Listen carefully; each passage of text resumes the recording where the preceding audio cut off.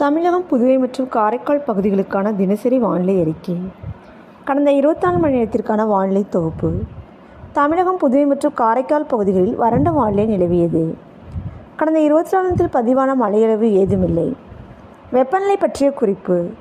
ஈரோட்டில் அதிகபட்ச வெப்பநிலையாக 38.6 டிகிரி செல்சியஸ் பதிவாகி உள்ளது. அடுத்த 7 தினங்களுக்கான வானிலை முன்னறிவிப்பு மற்றும் எச்சரிக்கை. 26ஆம் தேதி முதல் 30ஆம் தேதி வரை தமிழகம், புதுவை மற்றும் காரைக்கால் பகுதிகளில் வறண்ட வானிலை நிலவக்கூடும்.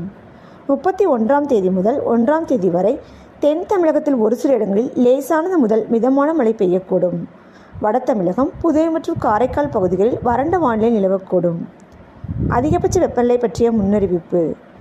26ஆம் தேதி முதல் 30ஆம் தேதி வரை தமிழகத்தில் ஒரு சில இடங்களில் அதிகபட்ச வெப்பநிலை 5 தினங்களில் 2 டிகிரி செல்சியஸ் வரை படிப்படியாக அதிகரிக்கக்கூடும்.